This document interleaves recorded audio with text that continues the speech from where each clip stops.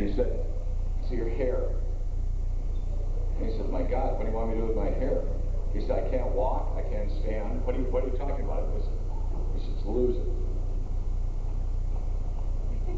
Then, about 3 months later, she came to him and said, "I think Crosby knows his party's coming up. What do you want to do?" She says, "Lose 42 pounds. Back then, we all had a situation with him, and at the end of that, when he came through, when he was talking about that, Gary here, who was the master of ceremonies at my roast, in which this is now, sir, said to you, "Gary, we love you." Said to you that we love you. He lied to you. We don't give a shit about you.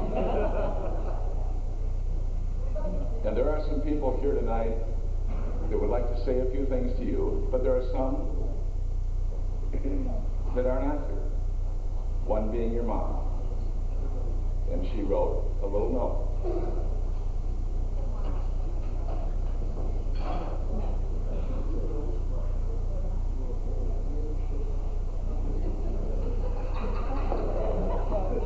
That's a Western Union telegram, which we all can see. August 2nd, 1996, from Mrs. Rutherford, Tom's mom. Little Tommy's birthday party. It's so exciting to be included in, is it Tom? 50th birthday celebration. It's so nice to find out he's still around. Perhaps one of you could send me a picture of Tom. Is he still a pretty boy? You ask for some fond memories of Tom's childhood. Quite honestly, my mind is a total blank. I went through Tom's scrapbook, and it's shorter than the highlights of the Texas Rangers playoff film. When Tom was little, we often bribed neighborhood children to play hide and go seek with him, but had to stop that because they never tried to find him. I do remember Tom's childish glee every time I got a new pair of high heels or a new dress. He looked so cute in them. Does he still dress like that? We moved 9 times during Tom's formative years, 3 times without telling him. On weekends, we would take Tom to South Oak Cliff so he could feel superior. He took pride in saying that if he had gone to Carter High School instead of Lake Highlands, that he might have graduated in the top 1/2 of his class. Every day I thank God for my lovely daughter Melanie. I couldn't bear to have Tom as my only attempt at childbearing. Happy birthday, Tommy.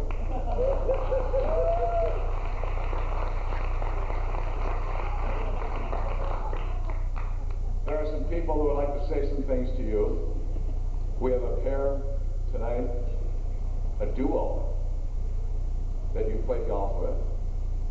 One that on occasion we've questioned about some of the things that he's done in the golf course.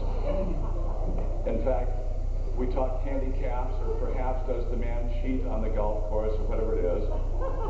And the man's name is Jerry Jensen.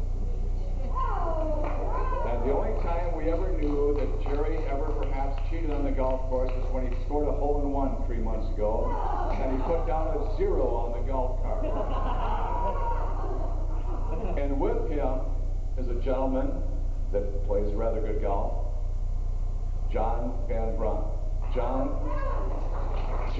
is listed in the school and the church that we go to as the only man that cannot lead a silent prayer.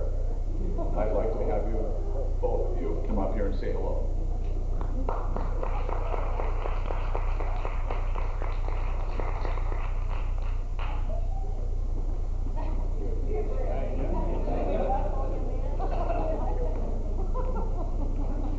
Is anybody else going to turn 50 ahead of me, so I got work on?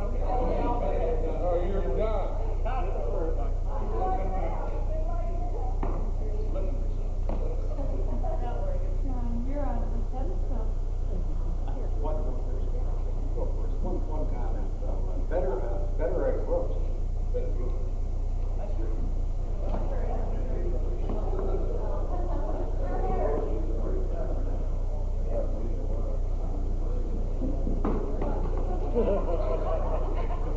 Tom, you may want to read it for him up there. Need a rock.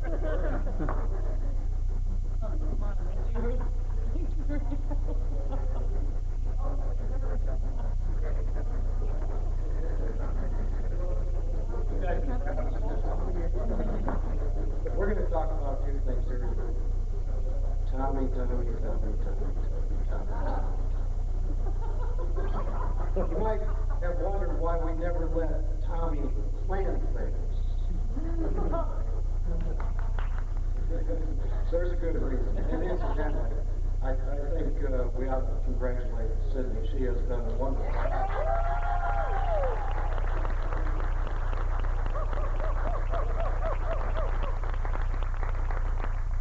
Tommy planned this, we'd all be in Vegas right now.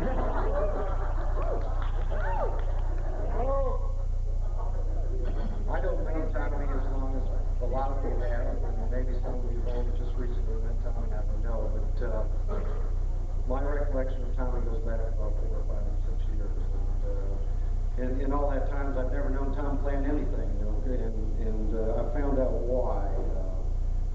Just recently, are you going to play Tommy here, or are you going to... I'm Jeff. All right, Jeff. Jeff. Yeah, hey, how you doing, Tommy? What's going on? I was going to play golf at for 18 in the tournament next weekend. It's for 18. It might get me in front. You in? We'll have a great time. And Jensen maybe too? No. We got a girl who's going to play his line. Well, I don't know. Are you going to plan this whole arrangement to take care of it? I hear it's pretty tough to get in there. Oh, Jeffy. Don't worry. I got it under control. All right. What? You can arrange it. Go ahead. Now I'm John. John. Yeah, hey, how you doing, Tommy? I got a tournament set up next weekend at Tour 18. It's all set. 8:50. We're going.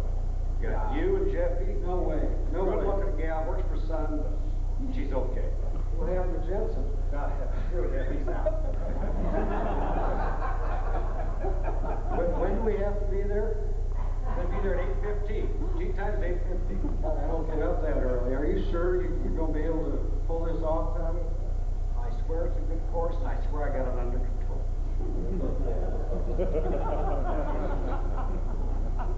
All right. I'm still John. I've always been John. Okay. We pull up. I pulled up. I knew we were in trouble. I knew it was bad when we pulled up to the bank boy, and he said, "Name, please." I said, "John Van Brunt." He said, "Just a minute." I don't see your name on here, John. Well, I'm playing with Jeff Martrick and Tommy Rutherford. Let me check.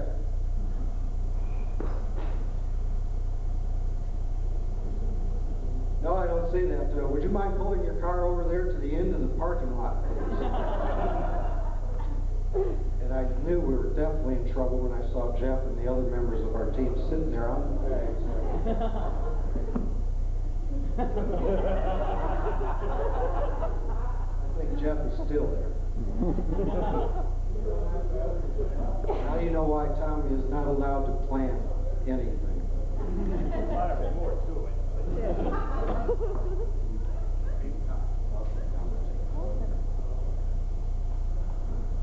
If you know anything about Tommy at all, you know that Tommy's involved in gambling. Oh, surprise, surprise, surprise.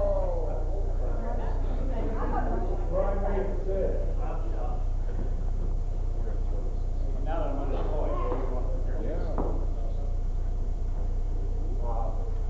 Gambling, drinking, and golf. I mean, that's synonymous with Tommy Rutherford. This past year, we had an opportunity, Steve Haslick, myself, and Tommy, to go out to Vegas. And the true Tommy really came out.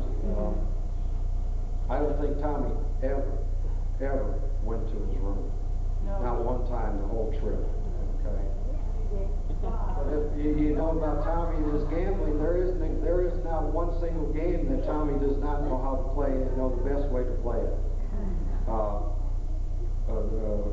A small story that we have is Tommy and Steve were walking through the casino of Caesars, and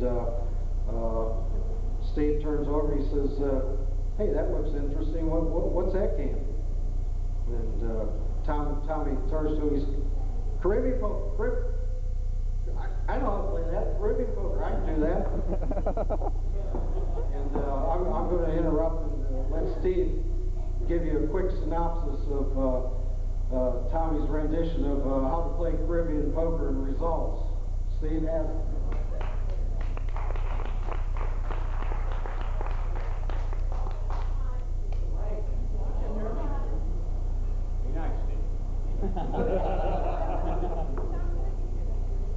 It's 7 o'clock in the morning, Saturday.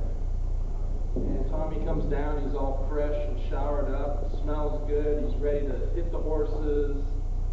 And I look over at him, I've been up all night, and I look like shit. He says, "Come on, let's go to the track." I go, "Tommy, it's only 7 o'clock, the horses don't start yet." He says, "Well, we can play this Caribbean stud poker. I'm good at this Caribbean stud poker." I go, "I've never played it." Takes me over there, we sit down, and he goes, "Well, just bet a little bit here, bet real slow." And about 45 minutes later and $800 later, I look over at Tommy, and he's got a stack of chips, and I'm broke. I said, "This isn't much fun, Tommy. Thanks for introducing me to a new game." But he's the best roommate I've ever had out in Vegas. At least that trip.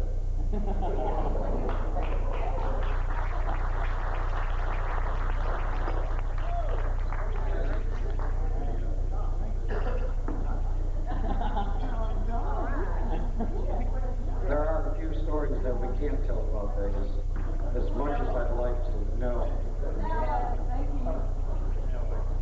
Caesars does like Tommy, though. I got a little note from Caesars rep the other day. I'll just read it to you. If I can see it here. I can do it. It says, "Thank you for coming to our 1996 Super Bowl party. We enjoyed having you as our special guest. We hope you'll soon join us again next year. Oh, by the way, please let Tommy Rutherford know that he is comped for food, beverage, airline, shows, and limousine. Everything but the room. We don't think he needs it."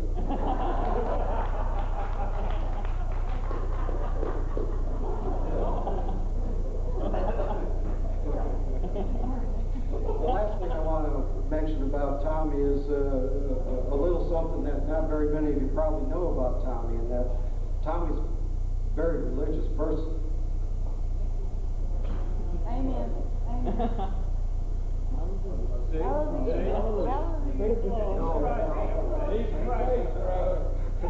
Amen. Well, Tommy did have one religious experience, and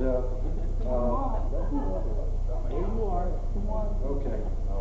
And it goes hand in hand with most people get at least 5 minutes of glory in their life. I don't know how that saying goes, but at least once in their lifetime they have 2 or 3 minutes of prominence where the whole world sees them. I'm going to take you back about 6 or 7 years ago. Tommy was going steady or married. I don't know what the deal was, but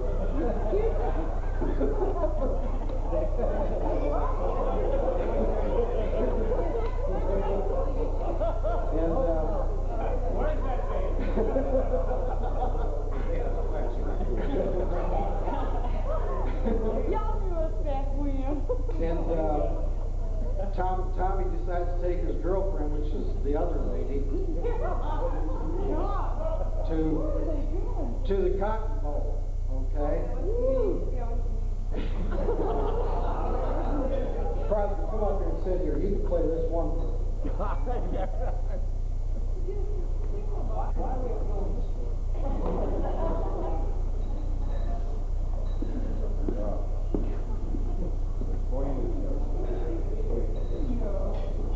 Sid, I'll save you. I'm gonna play you. Okay, here you are. You read that? Just hold it up there. Let me take you back. Again, this is the Cotton Bowl. 6, 7, 8 years ago.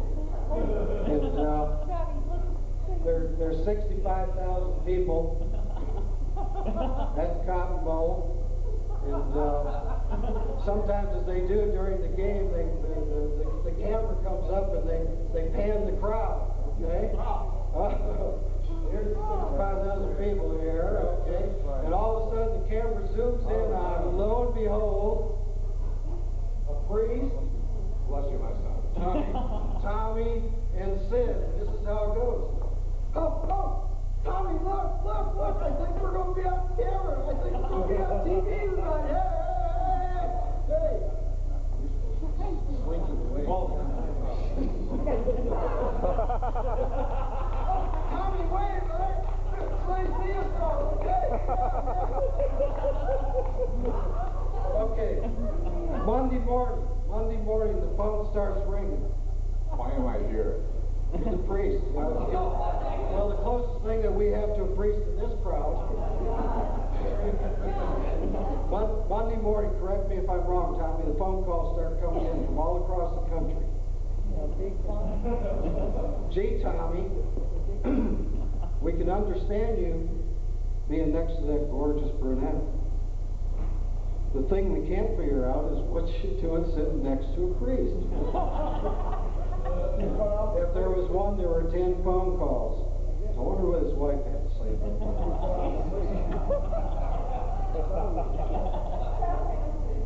That's it for me.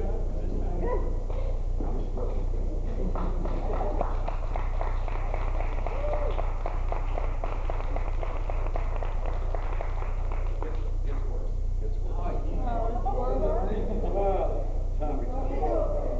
So many stories, so little time. Nicknames. Low Man, Tommy Two-Toe.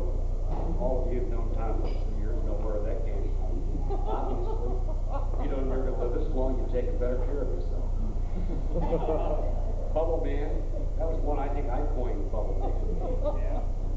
I understand TaylorMade's made a $500 offer to change clubs.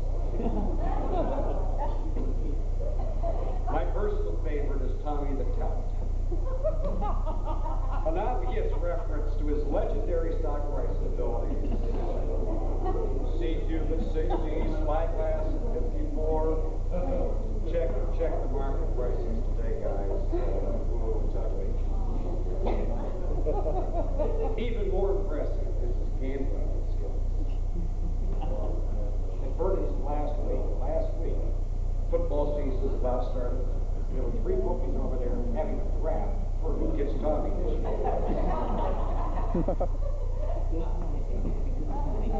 I hesitate to mention the poker party that was held at my house a couple, 3 years ago. Tommy got there a couple hours late. All of the side view mirrors were off of his car. It must have been a coincidence, but there were 3 mailboxes down on my block just before he got there.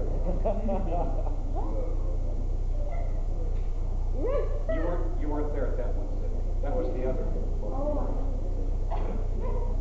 Cindy actually mentioned to me yesterday that, or the day before yesterday, that she found a rabbit. Then saw a snake in the grass. I said, Cindy, are you sure that wasn't Tom?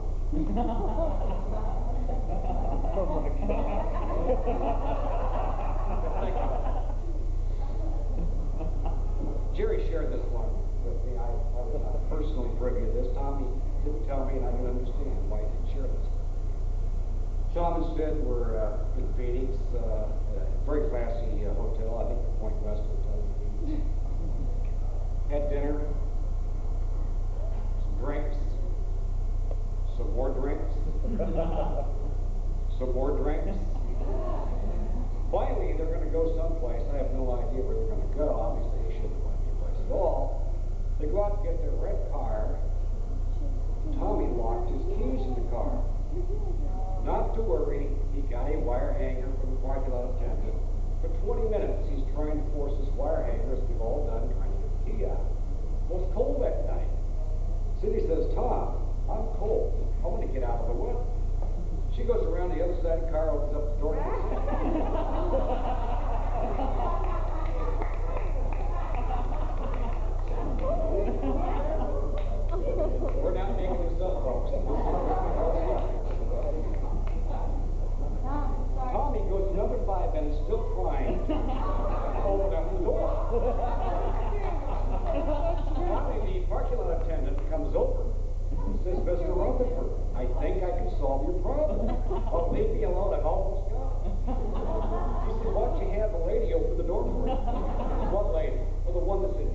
Folks,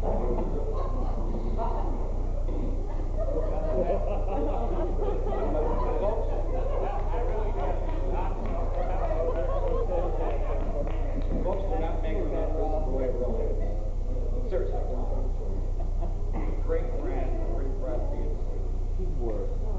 When I grew up, I was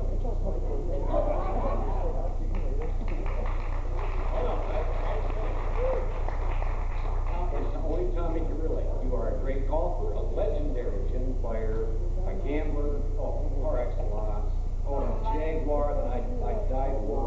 God, new home, I didn't believe. Balloon notes, mortgages. Come on.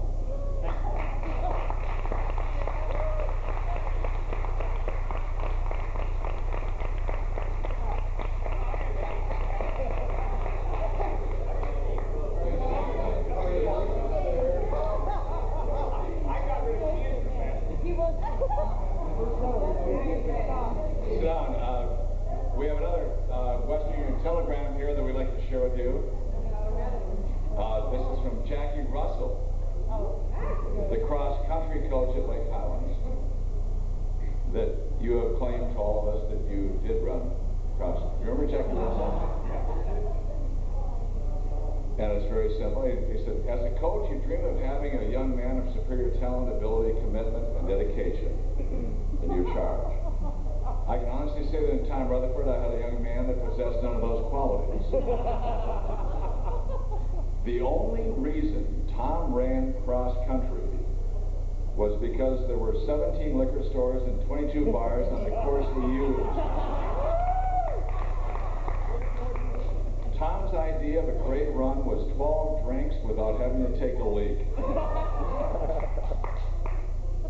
Tom thought the LH on the Lake Highlands letter jacket stood for lots of hooch. Tom and I were very close. One day he confided in me that he was having trouble performing sexually with the school punch board Sally Goodbody.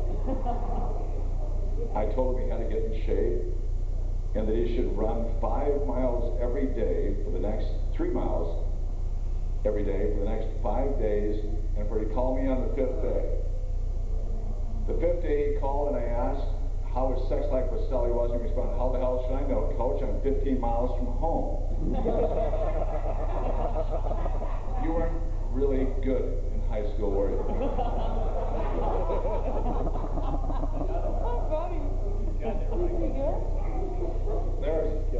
Every once in a while there's some people, and we have one that's a certified sports librarian that absolutely adores Tom Rutherford, because when it comes to betting, Tom couldn't pick his brother out of a room full of Mexicans. He just absolutely is terrible at it. Beaches, Ramon, Cagalo. And in the process of doing so, this man has purchased homes, done stuff. But in the process of doing that, I'd like to share one thing with you. When this man was five years old, he was sitting on a park bench in Highland Park. And he was sitting there eating a bag of candy. And just having a bag of candy and stuffing his mouth with the bag of candy. Stuffing it, just stuffing it. And a 76-year-old man was watching him stuff his mouth with the bag of candy. And finally the 76-year-old man walked over to the little boy and said, to Roger, and said, son, he said, candy is rotten, it'll rot your teeth, it'll kill you, you're going to be a dead person. And the little boy, Roger, looked up at him and said, my great-grandfather lived to be 99 years old. And he looked back up at him and said, wow. He said, did he eat a bag of candy every day? And he said, no, but he minded his own damn business. I'd like to introduce you to Roger Bramley.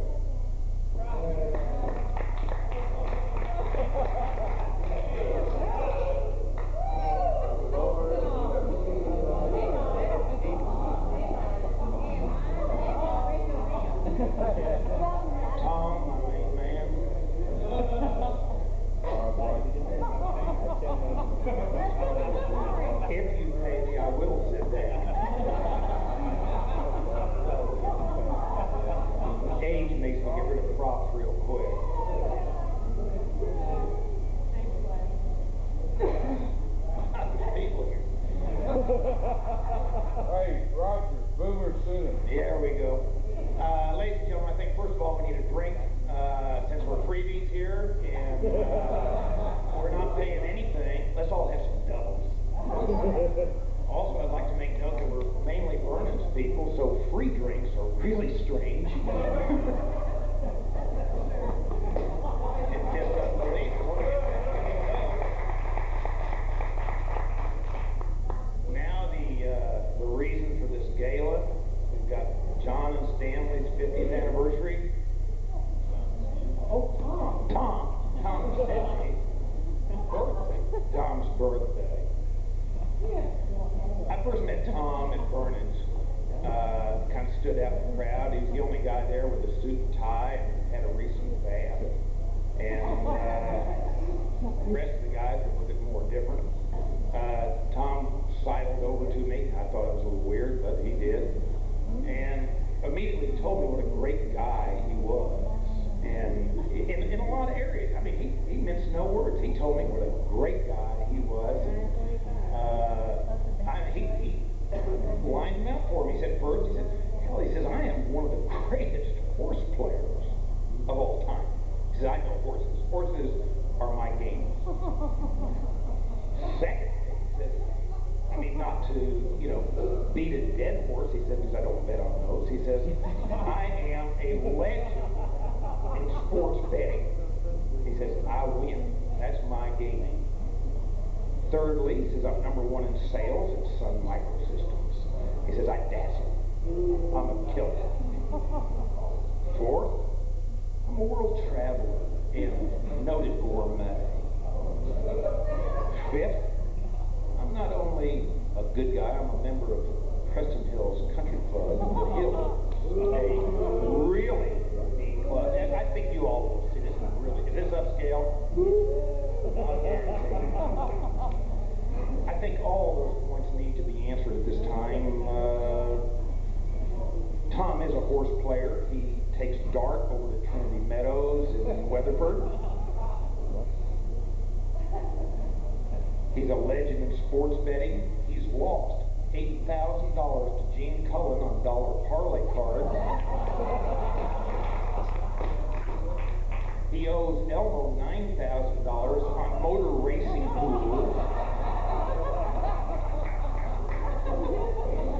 He's number one in sales at Sun Microsystems. Should be a millionaire many times over. If he empties his pockets, he's got 14 in cash. And that's about it. World traveler, noted gourmet, eats at Vernon's, travels in Winnebago, and a member. I can't dwell on this stuff. I'm a member of what is this? Prestonwood Hills Country Club North, which is a fine facility, excellent club, excellent golf course, pro shop, and what a driving range. You've all been out there. You guys that play golf. Tom, I've got to admit to you, and I stole some from the club today. And I couldn't go home, I couldn't sleep. I went to the range, and what a superb facility. I stole some balls, Tom, that they charged me $5 for. And Tom, I've got to give them back because I can't sleep. These are 3 balls from the bucket they sold.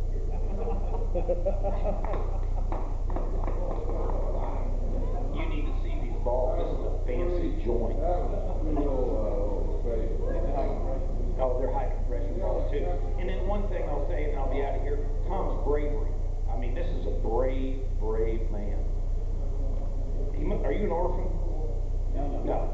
Well, I wouldn't have had the courage to go to my dad and said, Dad, I'm getting married to Sidney. I'd used a middle name, something. But how can you say Sidney David? I mean, it just can't win. Thank you.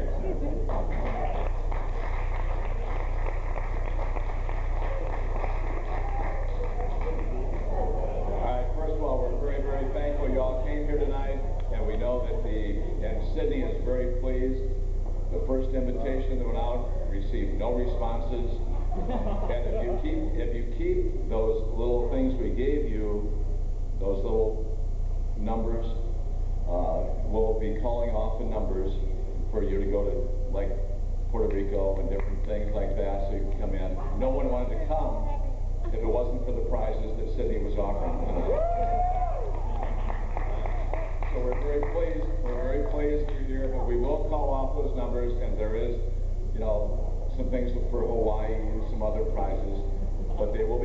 later, so please stay. And Sydney asked, I said, let's do them early, and she said, tell them all leave. And so we'd like to do that. You know, many moons ago, Tom was hired for a son out of the Goodwill labor pool. And the company still is supporting him. And there's an individual that I can't understand why, when he knows for a fact every Thursday at 12 o'clock, he hears little things like birds, hears the cup going in there, or that he doesn't understand why this man is not in the office. But apparently, there's some support here. Ladies and gentlemen, Marshall Stahl.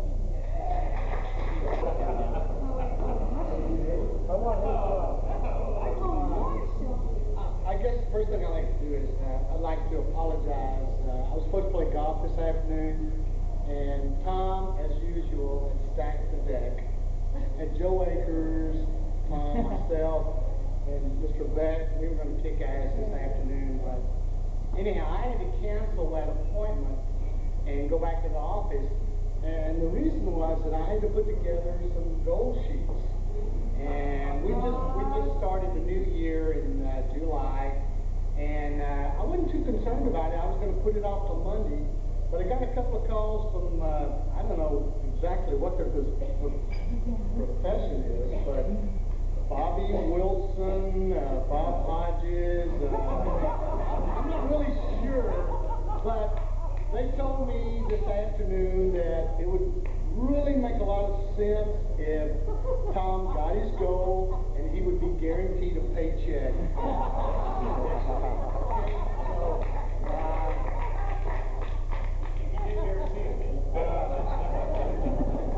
At the end of the conversation, the guy said, "You will take care of this, right?" So, yeah, I went back to the office this afternoon, worked real hard, and, you know, I think we need to take this thing from a social perspective to a professional perspective, all right?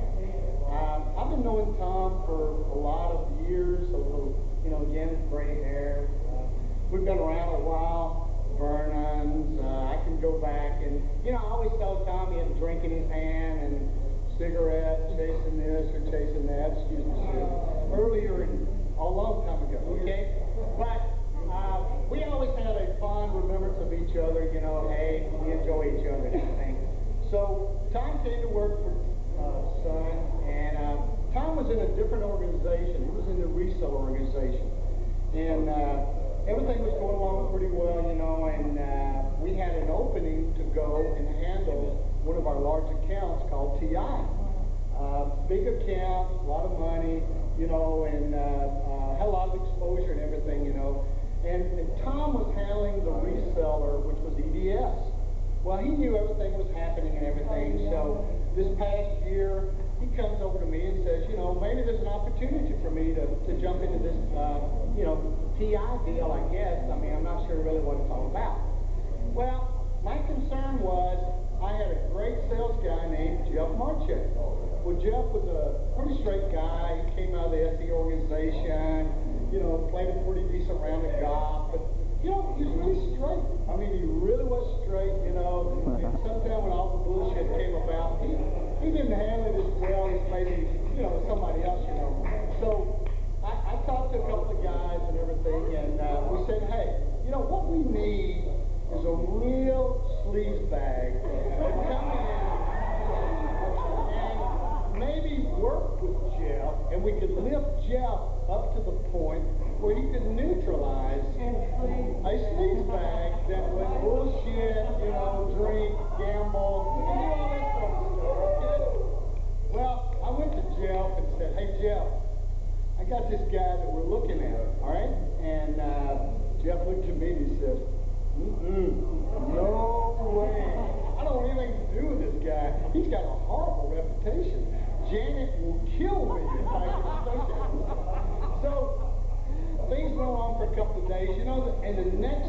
thing I knew, Jeff comes up to me and says, I think, this might not be a bad deal, Well, I didn't realize, but, Tom, he's been around a long time. He did a lot of the due diligence and all that sort of stuff. But he came back and he had looked at what the potential of TI was, and he really had his homework done. And in addition to that, he went to Jeff, who is a very, very serious golfer, as most of you know. And he said, hey, Jeff, if I come into the TI team, you will never have to play golf on a public golf course again. Right? And let me tell you, to the best of my knowledge, he has not seen a public golf course in the last 6 or 7 months.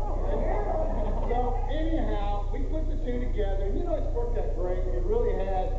We lifted Jeff up so he can bullshit a little, and he deals here and he does that. But the real thing is when I go to Tom and say, hey, Greg, give me a forecast. Well, he gives me a forecast and Jeff says, he starts shaking his head, So I can always use the two together, and it's worked out really well. It really has. I think that as we go along here, the next thing we've really done is these guys have done a tremendous job with the account. I know you guys don't want to hear about that, but they've blown the numbers wide open. But one of the key things was that in view of the job they've done this year, we decided to make it a much larger account. They're in turn a lot larger goal. So we have made this thing what you might call a global account, all right? And I went to Tom. I said, hey, Tom, there's we're going to make this thing a global account. You're going to be covering a lot of different country and so forth and so forth. And I said, there's going to be a big goal, like 50 million or 60 million or whatever. And Tom looks at me and he says, he said, that's not a bad deal. He said, Monte Carlo, the racetracks outside of San Jose. He starts going through all these locations.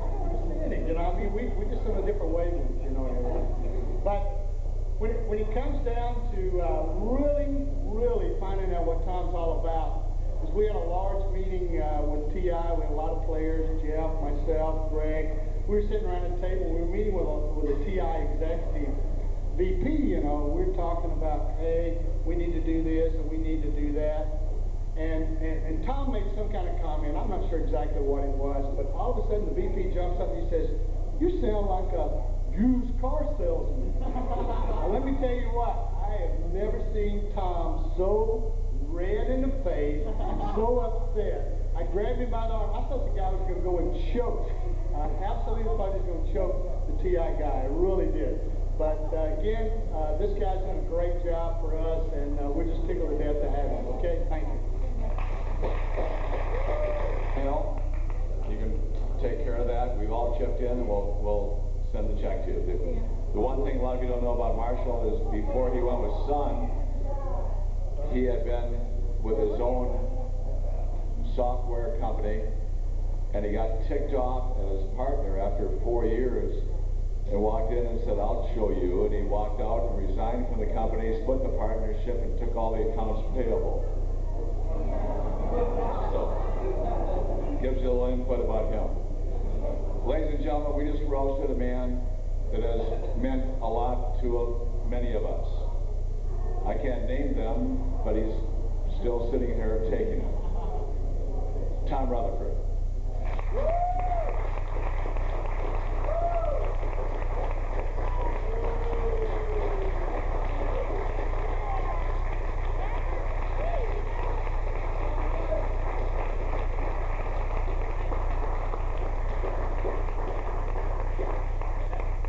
Let me tell you something really humorous here.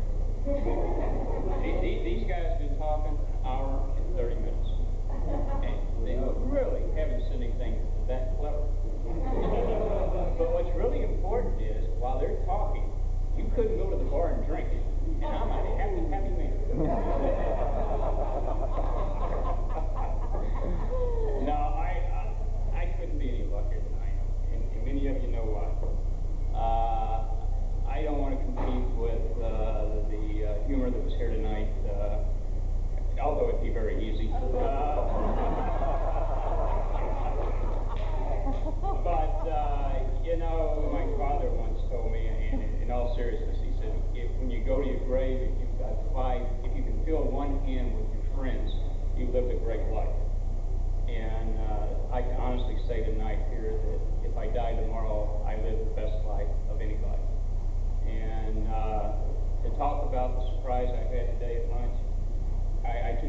tell you. No, I didn't figure it out. For all those people who asked, no, I didn't figure it out. And you know, that's in my life. No, I didn't figure it out. See? Thank you. And have I figured out how to pay this tab? No, I haven't. Thought you'd all want to know that. You know, 2 years ago, 2.5 years ago, whenever it was, and Sid and I found out that we had a little bit of challenge ahead of us. You do a lot of reflecting, and you know, it's halftime in your life. That is, you get to play the second half, and you do a lot of real evaluation of things. You know, I roared through the first 46 years. Most of my friends, when I say roar, I'm being polite.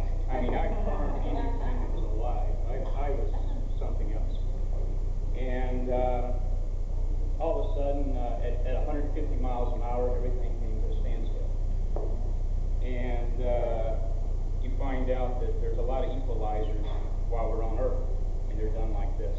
I mean, it takes less than 30 seconds to say you'd be dead in 6 months. And there's nobody that's above that I know, that we know as friends and neighbors. And you equate at that time. You say, you know, what have I done? Where have I been? And what could I have done? And what didn't I do that I wish I would have done? And trust me, I had time to think about that. There was no place I was going in happy hour after they gave me this information. And quite honestly, I think when I think back on it now, and I think of not only where I was then, and it's only 2 years later, I think in a short time how in my life my circle of friends have grown, which is one of the things that I put value on. And I also would like to think that I have looked in each day think, you know, this has really been a great day. And I remember when I was laying in the bed and pick one of them, December, with needles and cold arms, and I can't even begin to tell you, people down the hallways making a lot of noise, and sitting there on my back 6 days, and they're pumping solid radiation into me, and the nurses come in with gloves down them, and they walk in, and nobody touches anything unless they glove themselves up to no end. And I'm sitting there in my undershorts going, whoa, what's wrong with this picture? You know? And, you know, at that point, the judgment call comes that if you get a chance to live the second half, can you improve upon it? Would you do something different?